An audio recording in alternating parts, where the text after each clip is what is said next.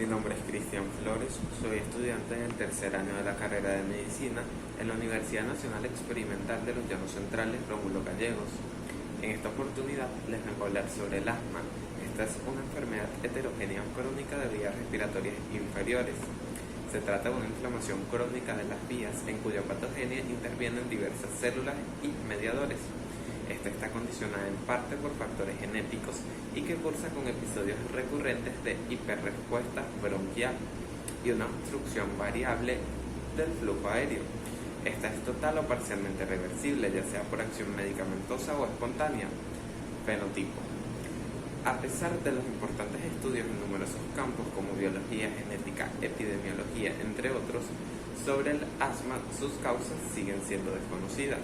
Se sabe que existen diversos condicionantes para su aparición, tanto factores hereditarios como factores ambientales. El asma está considerada como una enfermedad de transmisión poligénica. Actualmente se carece en la práctica de pruebas que indiquen con exactitud quiénes van a padecer asma, aunque el IPA, es decir, el índice de predicción de asma, nos ayuda a seleccionar con más probabilidad a niños con asma atópica y por tanto persistente en el tiempo. Para ello se utilizan los siguientes criterios, los cuales se dividen en criterios mayores, criterios menores. Criterios mayores: 1. Diagnóstico de asma en padres. 2. Diagnóstico médico de eczema atópico. Tenemos 3. La sensibilización de algún alérgeno. Criterios menores: sibilancias no relacionadas con resfriado. Tenemos eosinofilia en sangre periférica, que es igual o mayor a un 4%. Tenemos la presencia de rinitis alérgica diagnosticada y la alergia a leche, huevos o frutos secos. Fisiopatogenia. Este inicia con una inflamación crónica de las células y por ende los mediadores inflamatorios. Los efectos de la inflamación se extienden en la mayoría de los pacientes al tracto respiratorio superior y la nariz, pero los efectos fisiopatológicos no son pronunciados en bronquios. Estos se describen en dos tipos de mecanismos inflamatorios. 1. Mecanismo inmunológico. Este está mediado o no por la IgE. Inicialmente las células presentadoras de antígenos presentan al alérgeno a los linfocitos TH2.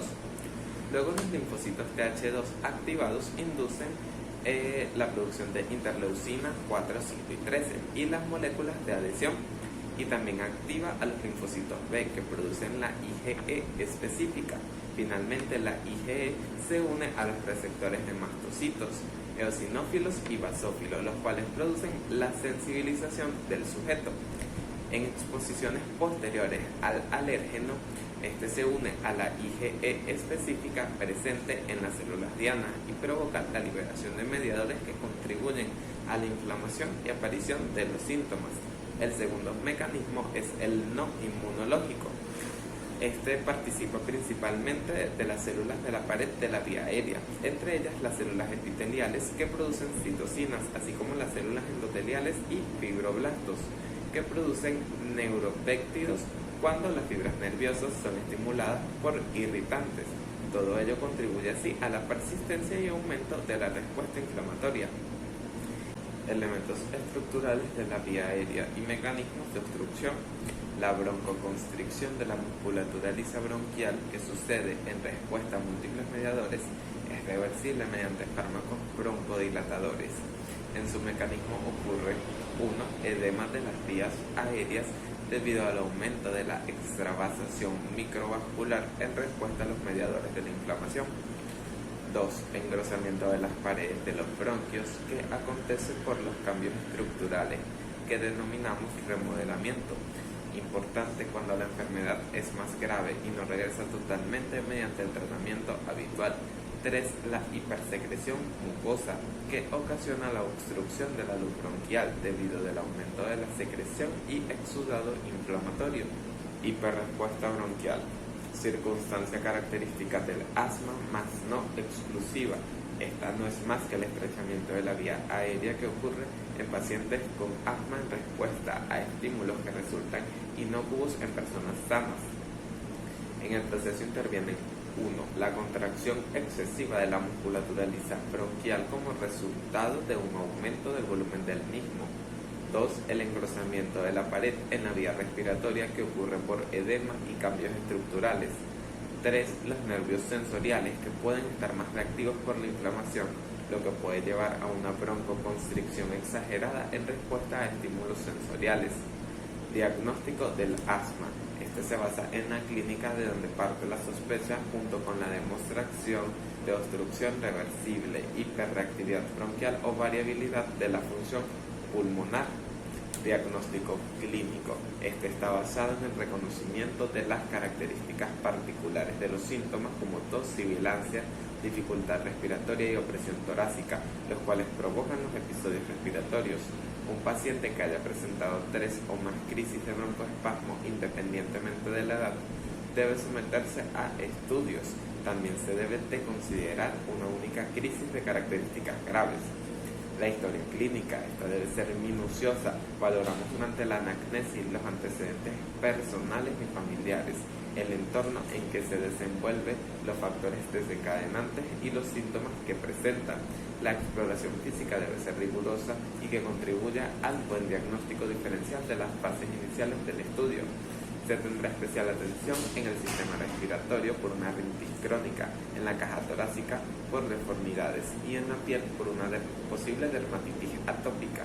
El diagnóstico del asma es sencillo cuando aplicas un buen examen físico para detectar la sibilancia mediante la auscultación. Signos y síntomas: disnea súbita, sibilancia, opresión del tórax, tos que produce un esputo espeso, transparente o amarillento. Tenemos taquipnea junto con el empleo de los músculos respiratorios accesorios. Tenemos aceleración del pulso, sudoración profusa, campos pulmonares con hiperresonancia y ruidos respiratorios disminuidos. Exámenes de función pulmonar. Tenemos la espirometría. Esta mide la capacidad respiratoria y velocidad de expiración y es usada para determinar la cantidad de obstrucción pulmonar. Existen variables espirométricas en evaluación del asma. Estas son 1. FVC, capacidad vital forzada. Este es el volumen de aire que puede ser expirado con el máximo esfuerzo y rapidez, partiendo de una inspiración máxima. Se expresa en litros. Tenemos el FEV1, que es el volumen expiratorio forzado en el primer segundo, partiendo de una inspiración máxima. Este se expresa en litros sobre segundos, refleja las alteraciones de las vías aéreas mayores. 3. Tenemos la relación FEV1 y FVC.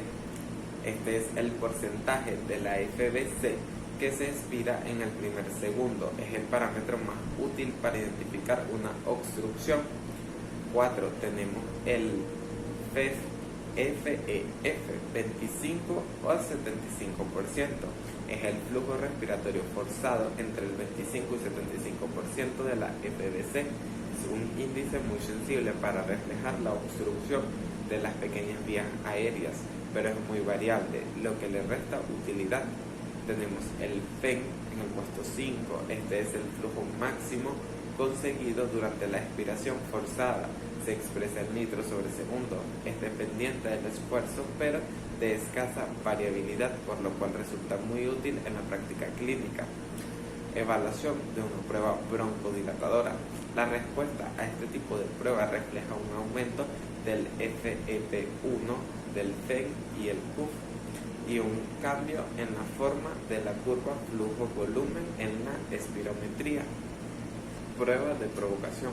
Tras la realización de una espirometría con prueba broncodilatadora, el diagnóstico de asma no se puede confirmar. Se pueden utilizar pruebas de provocación bronquial para demostrar la existencia de hiperrespuesta bronquial. La prueba broncodilatadora se considera positiva cuando FEV1 post-VD menos FEV1 pre-VD entre FEV1 pre-VD por 100 es igual o mayor al 12% respecto al valor basal o mayor o igual al 9% respecto al valor teórico. tenemos la realización de la prueba broncodilatadora. Un ejemplo, esta comienza 1 con la realización de la espirometría forzada de inicio, 2 la administración de un beta 2 de acción corta. Lo dividiríamos en dosis y el sistema. La dosis sería, de ejemplo, un salbutamol de 400 microgramos, 4 pulsaciones intercaladas por 30 segundos.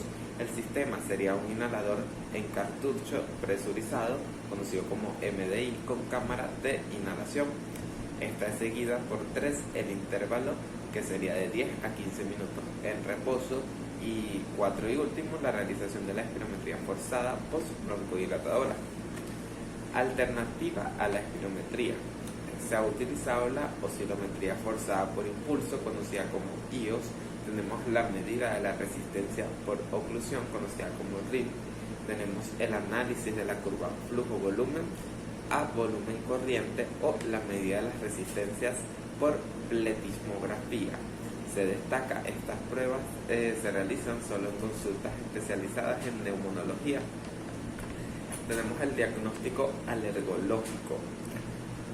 Otra ayuda para el diagnóstico sería la valoración del estado atópico.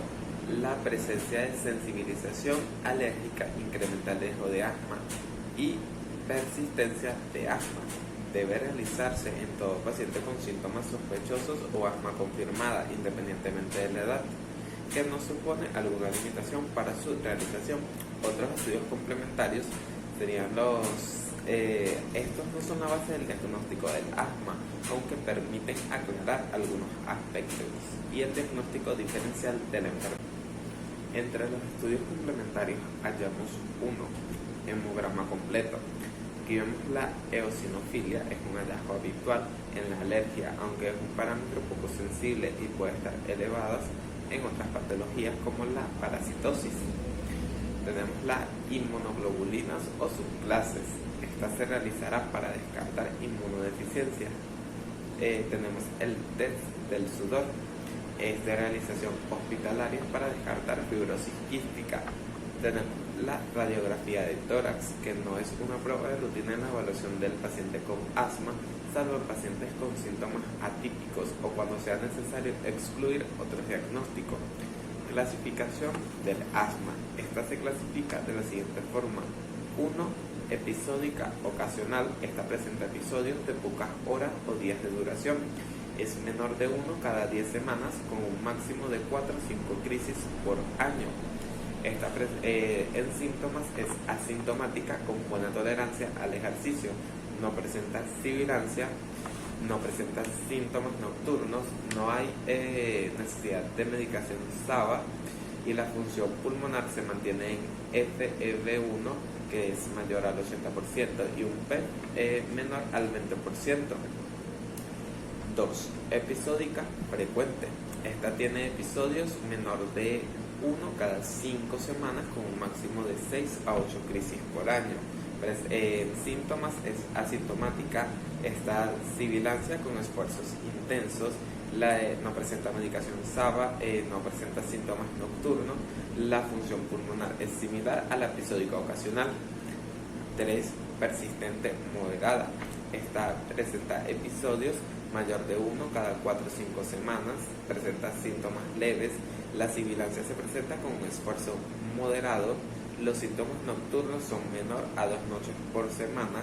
Tenemos que la medicación SABA es mayor a 3 días por semana, y la función pulmonar, aquí hay un cambio, con el FEV1 mayor al 70 o 80%, y un PEF mayor al 20 o 30%. 4. Persistente grave. Episodios frecuentes, síntomas frecuentes, sibilancia con esfuerzos mínimos. Los síntomas nocturnos son mayor a 2 noches por semana. Tenemos que la medicación SABA es igual o mayor a 3 días por semana. La función pulmonar es menor al 70% FEV1, y tenemos el PEF mayor al 30%. Se aclara que el PEF o PEF es el flujo respiratorio máximo, y SABA son los agonistas beta 2 adrenérgicos de acción corta. Control del asma. Existe un interés considerable para controlar no solamente las manifestaciones clínicas del asma, se trata de evaluar la presencia y frecuencia de los síntomas tanto diurnos como nocturnos, la necesidad de medicación de rescate y la existencia de alguna limitación de la actividad física. El objetivo del tratamiento debe ser lograr y mantener el control durante periodos prolongados de tiempo. Por lo tanto, la valoración del control del asma debería incluir no solamente el control de las manifestaciones clínicas como síntomas, despertares nocturnos, mantenimiento de la función pulmonar, uso de medicación, limitación de actividad, entre otros, sino también el control del riesgo previsto en el futuro del paciente. El control del asma se divide de la siguiente manera. 1. Control clínico. Este incluye las características, es decir, síntomas, limitaciones de actividades, medicación, función pulmonar, entre otros, así como si el asma es controlada, parcialmente controlada o no controlada. 2. El control de riesgo. Estos son los efectos adversos relacionados con el tratamiento. Para resolución inmediata durante una crisis se utilizan los agonistas beta-2 de acción corta inhalados. También se encuentran los anticolinérgicos. Los medicamentos de control a largo plazo incluyen 1. Los corticosteroides inhalados, los cuales se consideran los más eficaces para el asma crónica. Tenemos 2. Los agonistas beta-2 de acción prolongadas. Tenemos los antileucotrienos o modificadores de leucotrienos, como el montelukast sódico. 4. Tenemos el cromoglicato sódico. 5. Podríamos dar inmunomoduladores. 6. Tenemos la desensibilización a antígenos específicos. 7. Tendríamos la identificación y evitación de los factores de riesgo precipitantes, los cuales incluyen el clima, el peso, el sexo, entre otros.